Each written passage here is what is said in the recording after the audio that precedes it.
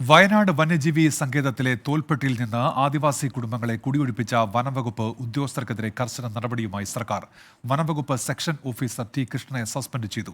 കുടിയിറക്കിയ ആദിവാസി കുടുംബങ്ങൾക്ക് വനാവകാശ നിയമപ്രകാരം നൽകിയ ഭൂമിയിൽ വനംവകുപ്പ് പുതിയ കുടിലുകൾ കെട്ടി.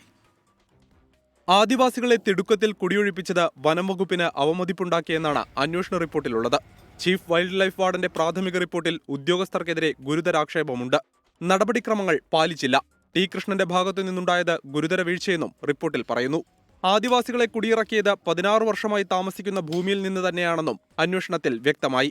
അതേസമയം ഈ കുടുംബങ്ങൾക്ക് വനംവകുപ്പ് കുടിൽ കെട്ടി. കുടിയൊഴിപ്പിച്ച അതേ സ്ഥലത്ത് തന്നെ കുടിൽ കെട്ടി നൽകുമെന്നായിരുന്നു വനംവകുപ്പ് ആദ്യം അറിയിച്ചത്. എന്നാൽ വനാവകാശ നിയമപ്രകാരം ആദിവാസികൾക്കായി മാറ്റിവെച്ച ഭൂമിയിലാണ് കുടിൽ കെട്ടിയത്. അതേസമയം കുടിയിറക്കിയ വനംവകുപ്പിന്റെ നടപടി തെറ്റെന്നായിരുന്നു മന്ത്രി OR കേളുവിന്റെ പ്രതികരണം. ഇതൊരു പാടില്ലാത്ത കാര്യമാണല്ലോ. അത് അറിയാലോ, ഒരു പട്ടികവർഗ വിഭാഗത്തിൽപ്പെട്ട ആൾക്കാരാണ്. അപ്പൊ അങ്ങനെയുള്ള ഒരു വിഷയത്തിലേക്ക് നമ്മുടെ ഉദ്യോഗസ്ഥർ ഏകപക്ഷീയമായിട്ട് ഇടപെട്ട് ഇങ്ങനെയൊക്കെ ചെയ്തത് ഒരിക്കലും ന്യായീകരിക്കാൻ വേണ്ടി സാധിക്കില്ല. ഞായറാഴ്ച രാവിലെ 7:45-ഓടെയാണ് 3 കുടുംബങ്ങളുടെ കുടിൽ പൊളിച്ചത്. അതേസമയം ഈ വിഷയത്തിൽ മനുഷ്യാവകാശ കമ്മീഷൻ കേസെടുത്തു. മാനന്തവാടി DFO, ജില്ലാ കളക്ടർ എന്നിവർ 15 ദിവസത്തിനകം അന്വേഷണ റിപ്പോർട്ട് സമർപ്പിക്കണം. 24 വയനാട്.